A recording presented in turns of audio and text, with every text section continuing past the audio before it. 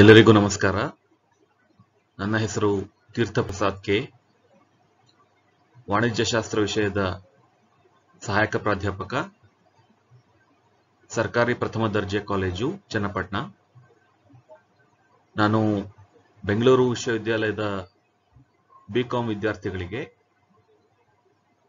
Financial management ಅನ್ನುವಂಥ ಒಂದು subject ಅನ್ನ ತಗೋತಾ ಇದ್ದೀನಿ. ಅದರ ಮೊದಲನೇ ಯೂನಿಟ್ನ ವಿಡಿಯೋ ಇದು. ಎರಡನೇ session, third sem B Com, Bangalore university.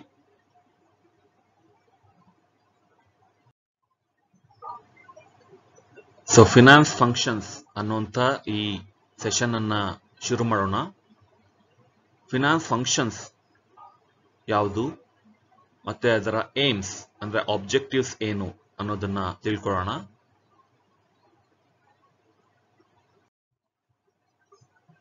ಈ ಲೆಸನ್ ನ ಉದ್ದೇಶ ವಿದ್ಯಾರ್ಥಿಗಳಿಗೆ ಫಿನಾನ್ಸ್ ನ ಬೇಸಿಕ್ಸ್ ಅನ್ನ ತಿಳಿಸೋದು, ಮತ್ತೆ ಫಿನಾನ್ಸ್ ನ ರೋಲ್ ಏನು ಎಕನಾಮಿಕ್ ಸಿಸ್ಟಮ್ ಅಲ್ಲಿ ಅನ್ನೋದನ್ನ ತಿಳಿಸೋದು, ಹಾಗೇನೆ ಆ ಬೇಸಿಕ್ ಎಕನಾಮಿಕ್ ಸೆನ್ಸ್ ಅನ್ನ ದಿನನಿತ್ಯದ ಸಂದರ್ಭಗಳಿಗೆ ಹೇಗೆ ಅನ್ವಯಿಸೋದು ಅನ್ನೋದನ್ನ ತಿಳಿಸೋದು, ಹಾಗೆ ಬಿಸ್ನೆಸ್ ಫಿನಾನ್ಸ್ ನ ರಿಕ್ವೈರ್ಮೆಂಟ್ಸ್ ಏನು ಅನ್ನೋದನ್ನ ತಿಳಿಸೋದು.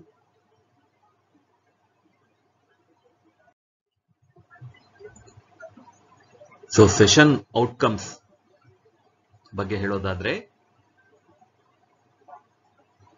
ಈ ಫಿನಾನ್ಸ್ಗೆ ಸಂಬಂಧಪಟ್ಟಂತ ಟರ್ಮಿನಾಲಜಿನ ಡೈಲಿ ಸಿಚುಯೇಷನ್ಸ್ಗೆ ಹೇಗೆ ಅಪ್ಲೈ ಮಾಡೋದು ಅನ್ನೋದನ್ನ ವಿದ್ಯಾರ್ಥಿಗಳು ತಿಳ್ಕೊತಾರೆ. ಮತ್ತೆ ಬೇರೆ ಬೇರೆ ಟರ್ಮ್ಸ್ ನಡುವೆ ಇರುವಂತ ಡಿಫರೆನ್ಸಸ್ ಅನ್ನ ಅವರು ಗುರುತಿಸ್ತಾರೆ.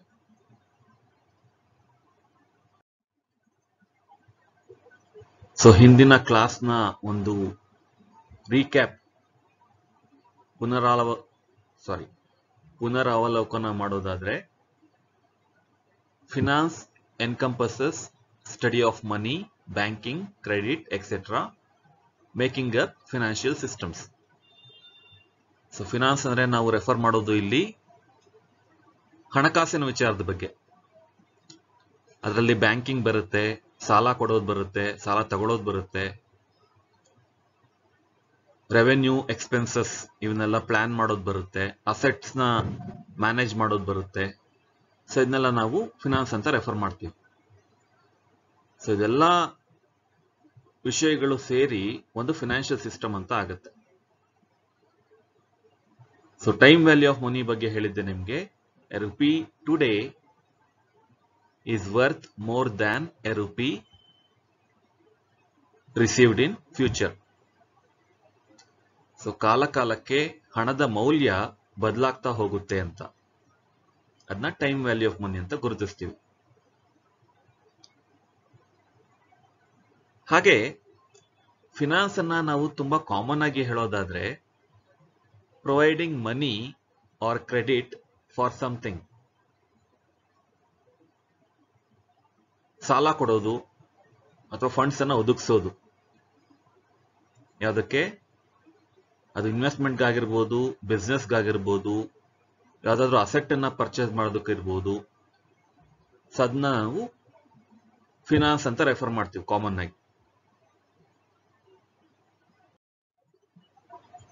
ಹಾಗೆ ಮುಂದುವರಿಸಿ, ಫಿನಾನ್ಸ್ ಫಂಡ್ಸ್ ಅನ್ನ ಕೊಡುತ್ತೆ ಬಿಸ್ನೆಸ್ ಆಕ್ಟಿವಿಟೀಸ್ಗೆ, ಪರ್ಚೇಸಸ್ ಮಾಡೋದಕ್ಕೆ, ಇನ್ವೆಸ್ಟ್ಮೆಂಟ್ಸ್ಗೆ. ಹಾಗೆ ಪರ್ಪಸ್ ಏನಂದ್ರೆ ಫಿನಾನ್ಸ್ಗೆ ಜನರಿಗೆ ಆದಷ್ಟು ಸೇವಿಂಗ್ಸ್ ಅನ್ನ ಜಾಸ್ತಿ ಮಾಡೋದಕ್ಕೆ, ಮತ್ತೆ ಎಕ್ಸ್ಪೆನ್ಸಸ್ ಅನ್ನ ಮ್ಯಾನೇಜ್ ಮಾಡೋದಕ್ಕೆ, ಮತ್ತೆ ಇನ್ನಷ್ಟು ಹೆಚ್ಚು ಹಣವನ್ನ ಸಂಪಾದಿಸೋದಕ್ಕೆ ಮಾರ್ಗದರ್ಶನ ಕೊಡೋದು. ಅದೇನೆ ಫಿನಾನ್ಸ್. ಫಿನಾನ್ಸ್ ಅನ್ನ ಓದೋದೇ ಅದಕ್ಕೆ. ಇನ್ನೂ ಹೆಚ್ಚು ಸಂಪಾದಿಸಬೇಕು, ಇನ್ನೂ ಹೆಚ್ಚು ಖರ್ಚು ಮಾಡಬೇಕು, ಮತ್ತೆ ಅದರಿಂದ ಪ್ಲೆಜರ್ ಅಂದ್ರೆ ಅದರಿಂದ ಸುಖವನ್ನ ಬಯಸೋದು. ಅದು ಪರ್ಪಸ್ ಆಫ್ ಫಿನಾನ್ಸ್. ಮಾನಿಟರಿ ಆಕ್ಟಿವಿಟೀಸ್ಗೆ ರೆಫರ್ ಆಗುತ್ತೆ ಫಿನಾನ್ಸ್ ಅಂದ್ರೆ. aimed at making profit or creating wealth. ಮತ್ತೆ ಎಷ್ಟೋ ಟೂಲ್ಸ್ ಅಂಡ್ ಟೆಕ್ನಿಕ್ಸ್ ಇದೆ ಫೈನಾನ್ಷಿಯಲ್ ಮ್ಯಾನೇಜ್ಮೆಂಟ್ ಅಲ್ಲಿ.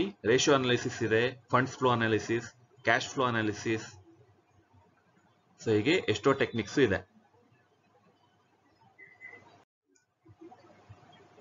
ಫಿನಾನ್ಷಿಯಲ್ ಮ್ಯಾನೇಜ್ಮೆಂಟ್ ಅನ್ನೋದನ್ನ ತುಂಬಾ ಸಿಂಪಲ್ ಆಗಿ ಡಿಫೈನ್ ಮಾಡಬೇಕು ಅಂದ್ರೆ raising of finance, allocation and utilisation of finance ಅಂತ ಹೇಳ್ಬೋದು. ಮೊದಲು ಫಂಡ್ಸ್ ಎಷ್ಟು ಬೇಕು ಅಂತ ತಿಳ್ಕೊಂಡು ಆ ಫಂಡ್ಸ್ ಅನ್ನ ಪ್ರೊಕ್ಯೂರ್ ಮಾಡಿ ಅದನ್ನ ಬೇರೆ ಬೇರೆ ಪ್ರಾಜೆಕ್ಟ್ಸ್ಗೆ ಅಲೋಕೇಟ್ ಮಾಡಿ ಅದನ್ನ ಸರಿಯಾಗಿ ಯುಟಿಲೈಸ್ ಮಾಡ್ಕೊಳ್ಳೋದು. ಸೊ ಇದನ್ನೇ ನಾವು ಫಿನಾನ್ಸ್ ಅಂತ ಹೇಳ್ತೀವಿ, ಫಿನಾನ್ಷಿಯಲ್ ಮ್ಯಾನೇಜ್ಮೆಂಟ್ ಅಂತ ಹೇಳ್ತೀವಿ. ಸೊ ಈ ಪ್ರೋಸೆಸ್ ಅಲ್ಲಿ ಆ ಮ್ಯಾನೇಜ್ಮೆಂಟ್ ಪ್ರಿನ್ಸಿಪಲ್ಸ್ ಏನಿದೆ ಅದನ್ನ ನಾವು ಫಿನಾನ್ಸ್ಗೆ ಅಪ್ಲೈ ಮಾಡ್ತೀವಿ. ಸೊ ಅದಕ್ಕೆ ಅದನ್ನ ಫಿನಾನ್ಷಿಯಲ್ ಮ್ಯಾನೇಜ್ಮೆಂಟ್ ಅಂತ ಕರೆಯೋದು. ಸೊ ಇದರಿಂದ ಆ ಬಿಸ್ನೆಸ್ ಫರ್ಮಿನ ಓವರ್ ಆಲ್ ಗ್ರೋತ್ ಆಗುತ್ತೆ. ಸೊ ಇದರ ಫೀಚರ್ಸ್ ಹೇಳಬೇಕು ಅಂದ್ರೆ ಇದು ಫ್ಯೂಚರ್ ಓರಿಯೆಂಟೆಡ್. ಯಾಕಂದ್ರೆ ಎಷ್ಟೋ ಎಸ್ಟಿಮೇಟ್ಸ್ ಅನ್ನ ನಾವು ಬಳಸ್ತೀವಿ. Projected balance sheet, projected profit and loss account, ಈ ತರ ಎಲ್ಲ ಬಳಸ್ತೀವಿ. ಮುಂದಿನ ವರ್ಷ ನಮ್ಮ ಕಂಪನಿಯ ಸೇಲ್ಸು ಎಷ್ಟಿರುತ್ತೆ ಅಂತೆಲ್ಲ ಅಂದಾಜು ಮಾಡ್ತೀವಿ. ಸೊ ಇದು future orientation. So it is future oriented. Analytical thinking apply ಆಗುತ್ತೆ ಇಲ್ಲಿ. ಅನಲಿಟಿಕಲ್ ಅಂದ್ರೆ ವಿಭಾಗಿಸಿ ನೋಡೋದು. ಈಗ ರೇಷಿಯೋ ಅನಾಲಿಸಿಸ್ ಯೂಸ್ ಮಾಡ್ತೀವಿ. ಬೇರೆ ಬೇರೆ ಐಟಮ್ಸ್ ಅನ್ನ ಕಂಪೇರ್ ಮಾಡಿ ಇದು ಇಷ್ಟಿದೆ, ಇದು ಇಷ್ಟಿದೆ, ಯಾವ ಪ್ರಪೋರ್ಷನಲ್ ಇದೆ ಅಂತೆಲ್ಲ ನೋಡ್ತೀವಿ. ಸೊ ಇದೆಲ್ಲ ಅನಾಲಿಸಿಸ್. ಆ ಪ್ರಾಫಿಟ್ ಅಂಡ್ ಲಾಸ್ ಅಕೌಂಟು ಮತ್ತೆ ಬ್ಯಾಲೆನ್ಸ್ ಶೀಟು ಅವೆರಡರಲ್ಲಿ ಇರುವಂತ ಫಿಗರ್ಸ್ನೆಲ್ಲ ತಗೊಂಡು ಅದನ್ನ ಏನೇನೋ ಮಾಡಿ ರೇಷಿಯೋಸ್ ಅಲ್ಲಿ ನೋಡ್ತೀವಿ ನಾವು. ಸೊ ಇದು ಕೂಡ ಅನಾಲಿಟಿಕಲ್ ಥಿಂಕಿಂಗ್.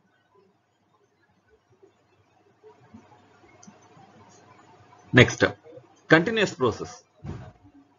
ಫೈನಾನ್ಷಿಯಲ್ ಮ್ಯಾನೇಜ್ಮೆಂಟು ಒಂದ್ಸರಿ ಆಯ್ತು ಮುಗೀತು ಅಂತಲ್ಲ, ಅದು ongoing process, continuous process. So ಯಾವತ್ತೂ ಸಹ ನಡೀತಾನೆ ಇರುತ್ತೆ. Basis of managerial decisions.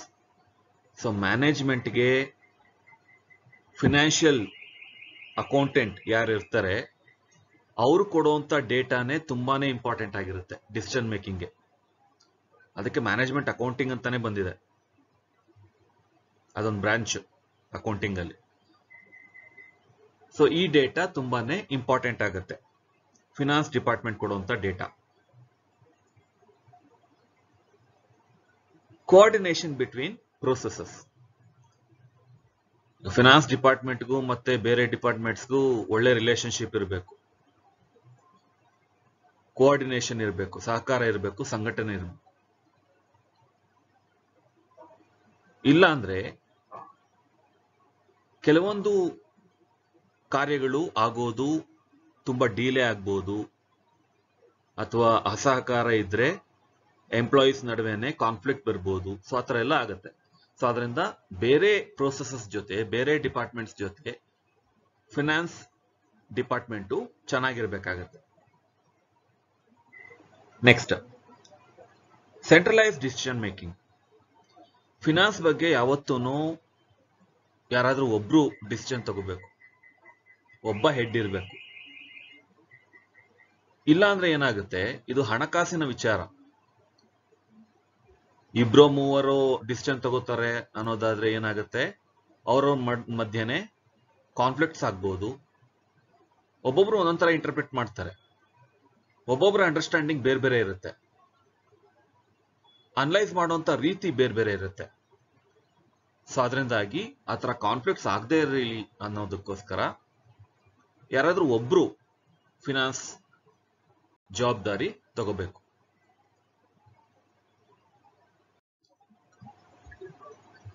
Next, aims of finance function. So ಇದನ್ನ ಬ್ರೀಫ್ ಆಗಿ ಎಕ್ಸ್ಪ್ಲೈನ್ ಮಾಡಿದ್ದೆ. ಮೊದಲನೇದು ಪ್ರೊಕ್ಯೂರಿಂಗ್ ಅಡಿಕ್ವೇಟ್ ಫಂಡ್ಸ್. ಸೊ ಬೇಕಾಗಿರುವಂತ ಫಂಡ್ಸ್ ಎಷ್ಟು ಅಂತ ಎಸ್ಟಿಮೇಟ್ ಮಾಡೋದು ಮತ್ತೆ ಅದನ್ನ ಪ್ರೊಕ್ಯೂರ್ ಮಾಡೋದು. ಯಾವುದು ಬೆಸ್ಟ್ ಸೋರ್ಸಸ್? ಈಕ್ವಿಟಿ ಶೇರ್ಸ್ ನ ಇಶ್ಯೂ ಮಾಡಿ ರೈಸ್ ಮಾಡೋದಾ, ಡಿಬೆಂಚರ್ಸ್ ನ ಇಶ್ಯೂ ಮಾಡಿ ರೈಸ್ ಮಾಡೋದಾ, ಅಥವಾ ಬ್ಯಾಂಕ್ ಇಂದ ಸಾಲ ತಗೊಳ್ಳೋದಾ, ಅಥವಾ ಓನ್ ಫಂಡ್ಸ್ ಅನ್ನ ಮೊಬಿಲೈಸ್ ಮಾಡಿ ಹಾಕೋದಾ? ಯಾವ ತರ ಪ್ರೊಕ್ಯೂರ್ ಮಾಡಬೇಕು ಫಂಡ್ಸ್ ಅನ್ನೋದನ್ನ ಡಿಸೈಡ್ ಮಾಡಬೇಕು. Investing the funds. ಸೊ ಎರಡನೇ ಸ್ಟೆಪ್ ಆ ಫಂಡ್ಸ್ ಅನ್ನ ಇನ್ವೆಸ್ಟ್ ಮಾಡೋದು ಪ್ರಾಫಿಟಬಲ್ ಪ್ರಾಜೆಕ್ಟ್ಸ್ ಅಲ್ಲಿ. ಸೊ ಇದಕ್ಕೆ ಬೇಕಾದಷ್ಟು ಅನಾಲಿಸಿಸ್ ನಡೆಯುತ್ತೆ. ಪ್ರಾಫಿಟಬಲ್ ಅಲ್ವಾ ಅಂತ ಕ್ಯಾಪಿಟಲ್ ಬಡ್ಜೆಟಿಂಗ್ ಅಂತ ಹೇಳ್ತೀವಿ, net present value, pay back period ಅಂತೆಲ್ಲ ಟೆಕ್ನಿಕ್ಸ್ ಇದೆ. ಸೊ ಅದ್ರ ಬೇಸಿಸ್ ಮೇಲೆ ಪ್ರಾಫಿಟಬಲ್ ಪ್ರಾಜೆಕ್ಟ್ಸ್ ಮೇಲೆ ಅದನ್ನ ಇನ್ವೆಸ್ಟ್ ಮಾಡೋದು. Financial reporting. ಸೊ ಇದು ಕೂಡ ಒಂದು ಆಬ್ಜೆಕ್ಟಿವ್. ಸೊ ಏನು ಫಿನಾನ್ಸ್ ರಿಲೇಟೆಡ್ ಆಕ್ಟಿವಿಟೀಸ್ ಆಗಿದೆ, ಎಷ್ಟು ಅಮೌಂಟ್ ಇನ್ವಾಲ್ವ್ ಆಗಿದೆ, ಅದ್ರ ಬಗ್ಗೆ ರಿಪೋರ್ಟ್ ಮಾಡೋದು ಹೈಯರ್ ಅಥಾರಿಟಿಗೆ, ಟಾಪ್ ಮ್ಯಾನೇಜ್ಮೆಂಟ್ಗೆ. Acceleration of profit. Profit maximisation ಅಂತ ಹೇಳ್ತೀವಿ. ಸೊ ಆದಷ್ಟು ಪ್ರತಿ ವರ್ಷ ಪ್ರಾಫಿಟ್ ಜಾಸ್ತಿ ಆಗ್ತಾ ಹೋಗ್ಬೇಕು.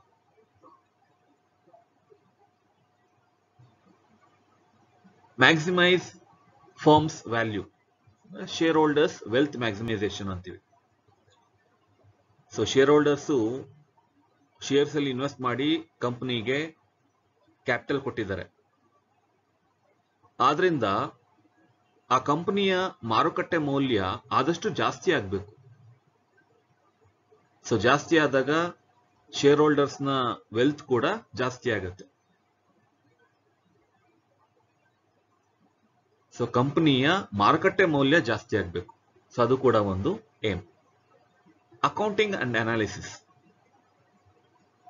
ಅಕೌಂಟಿಂಗ್ ಅಂದ್ರೆ ಇಲ್ಲಿ ಫಿನಾನ್ಷಿಯಲ್ ಟ್ರಾನ್ಸಾಕ್ಷನ್ಸ್ ನ ರೆಕಾರ್ಡ್ ಮಾಡೋದು, ಮತ್ತೆ ಅದನ್ನ ಇಂಟರ್ಪ್ರಿಟ್ ಮಾಡೋದು, ಪ್ರೆಸೆಂಟ್ ಮಾಡೋದು, ಅದನ್ನ ಅನಲೈಸ್ ಮಾಡೋದು. ಮತ್ತೆ ಇದು objective oriented finance function. So ಪ್ರತಿಯೊಂದಕ್ಕೂ ಅದರದ್ದೇ ಆದಂತ ಆಬ್ಜೆಕ್ಟಿವ್ ಇರುತ್ತೆ. ಈಗ ಮ್ಯಾನೇಜ್ಮೆಂಟ್ ಅಕೌಂಟಿಂಗ್ ಮಾಡಬೇಕಾದ್ರೆ ಮ್ಯಾನೇಜ್ಮೆಂಟ್ಗೆ ಬೇಕಾಗಿರುವಂತ ಇನ್ಫಾರ್ಮೇಶನ್ ಒದಗಿಸೋದೇ ಆಬ್ಜೆಕ್ಟಿವ್ ಆಗಿರುತ್ತೆ. ಸೊ ಹಾಗೆ ಪ್ರತಿಯೊಂದು ಫಿನಾನ್ಸ್ ಫಂಕ್ಷನ್ಗೂ ಅದರದ್ದೇ ಆದಂತ ಆಬ್ಜೆಕ್ಟಿವ್ ಇರುತ್ತೆ. So relationship with other departments, ಬೇರೆ ಡಿಪಾರ್ಟ್ಮೆಂಟ್ಸ್ ಜೊತೆ ರಿಲೇಶನ್ಶಿಪ್ ಚೆನ್ನಾಗಿರ್ಬೇಕಾಗುತ್ತೆ, ಕೋಆರ್ಡಿನೇಷನ್ ಇರಬೇಕಾಗುತ್ತೆ. Dynamic in nature. ಈ ಫಿನಾನ್ಸ್ ಫಂಕ್ಷನ್ ಪದೇ ಪದೇ ಚೇಂಜ್ ಆಗ್ತಾ ಇರುತ್ತೆ. ಹೀಗೆ ಅಂತ ಅಲ್ಲ, ಹೊಸ ಹೊಸ ರೂಲ್ಸ್ ರೆಗ್ಯುಲೇಷನ್ಸ್ ಬರ್ತಾ ಇರುತ್ತೆ. ಬ್ಯಾಂಕಿಂಗ್ ಸಿಸ್ಟಮ್ ಅಲ್ಲಾಗ್ಲಿ ಅಥವಾ ಈ ಇನ್ವೆಸ್ಟ್ಮೆಂಟ್ ನಾರ್ಮ್ಸ್, ಸೆಬಿ ಏನು ರೂಲ್ಸ್ ರೆಗ್ಯುಲೇಷನ್ಸ್ ಮಾಡುತ್ತೆ ಸೆಕ್ಯೂರಿಟೀಸ್ ಬಗ್ಗೆ, ಸೊ ಅದು ಚೇಂಜ್ ಆಗ್ತಾ ಇರುತ್ತೆ.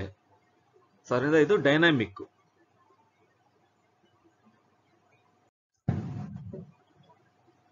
So 5 A's of financial management ಅಂತ ಹೇಳ್ತೀವಿ. ಸೊ ಲಾಸ್ಟ್ ಸ್ಲೈಡ್ ಅಲ್ಲಿ ಏನು ನಾನು ಪಾಯಿಂಟ್ಸ್ ಹೇಳಿದೆ ಅದನ್ನೇ ನಾವು 5 ಸ್ಟೆಪ್ಸ್ ಆಗಿ ಕನ್ವರ್ಟ್ ಮಾಡಬಹುದು. 5 A's ಅಂತ ಹೇಳ್ತೀವಿ. ಮೊದಲನೇದು ಆಂಟಿಸಿಪೇಷನ್, ಅಂದ್ರೆ ಎಸ್ಟಿಮೇಟ್ ಮಾಡೋದು ಎಷ್ಟು ಫಂಡ್ಸ್ ಬೇಕು ಅಂತ. ಆಕ್ವಿಸಿಷನ್ ಅಂದ್ರೆ ಪ್ರೊಕ್ಯೂರ್ಮೆಂಟ್ ಆಫ್ ಫಂಡ್ಸ್, ಇದನ್ನ ಫಿನಾನ್ಸಿಂಗ್ ಡಿಸಿಷನ್ಸ್ ಅಂತಾನು ಕರಿತೀವಿ. ಸೊ ಬೇಕಾಗಿರುವಂತ ಫಂಡ್ಸ್ ಅನ್ನ ಎಲ್ಲಿಂದ ತಗೋಬೇಕು ಅಂತ. Allocation, investing decisions. So funds ಅನ್ನ ತಗೊಂಡಾದ್ಮೇಲೆ ಅದನ್ನ ಯಾವ್ಯಾವ್ದ್ರಲ್ಲಿ ಇನ್ವೆಸ್ಟ್ ಮಾಡಬೇಕು.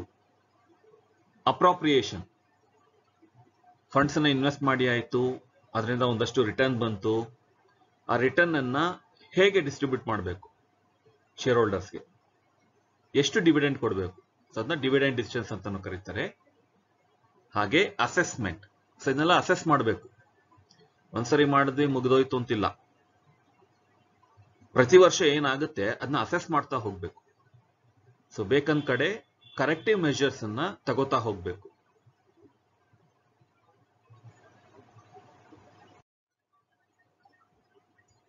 ಸೊ MCQs ನೋಡೋಣ. What is are are the basic features of financial management? ಸರಿಯಾಗಿ ನೋಡ್ಕೊಳ್ಳಿ options. Objective oriented, maximises value, accounting and analysis ಇರುತ್ತೆ ಅಂತ. So all the above. ತುಂಬಾ ಸಿಂಪಲ್ ಇದೆ question. What does a financial report mainly include? So ಇದು ಎಲ್ಲ ಇರುತ್ತೆ, assessment, interpretation, analysis ಎಲ್ಲ ಇರುತ್ತೆ.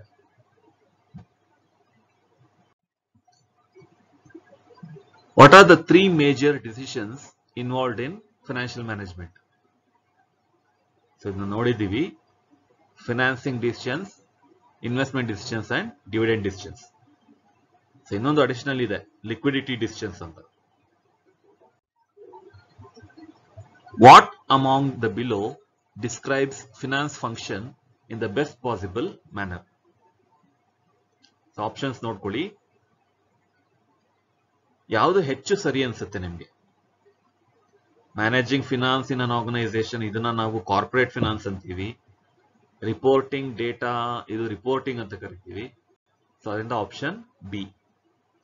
ಕ್ಯಾಶ್ ಅನ್ನ ಇನ್ವೆಸ್ಟ್ ಮಾಡೋದು, ಅದು ಇನ್ನಷ್ಟು ಕ್ಯಾಶ್ ಅನ್ನ ಜನರೇಟ್ ಮಾಡುತ್ತೆ by way of productive activity. What would an inefficient financial management lead to? So financial management ತುಂಬಾ ಇನ್ಎಫಿಷಿಯಂಟ್ ಆಗಿದ್ರೆ ಏನಾಗುತ್ತೆ? ಇದೆಲ್ಲ ಆಗುತ್ತೆ. Operational inefficiency, loss of revenue, loss of share value, ಇದೆಲ್ಲ ಆಗುತ್ತೆ. ಸೊ ಸೆಷನ್ ಸಮ್ಮರಿ 5 A's ಜ್ಞಾಪಕ ಇಟ್ಕೊಳ್ಳಿ. Anticipation, acquisition, allocation, appropriation and assessment. Aims of finance function ಅಂದ್ರೆ, ಸೊ ಅದನ್ನೇ ಆ 5 ಸ್ಟೆಪ್ಸ್ ಅನ್ನೇ ನಾನು ಬೇರೆ ವರ್ಡ್ಸ್ ಅಲ್ಲಿ ಹೇಳ್ತಾ ಇದ್ದೀನಿ. Procuring adequate funds, investing the funds, acceleration of profits, maximize firm's value, accounting and analysis, financial reporting. So ಇದು ರೆಫರೆನ್ಸಸ್, ನಾನು ರೆಫರ್ ಮಾಡಿರೋದು.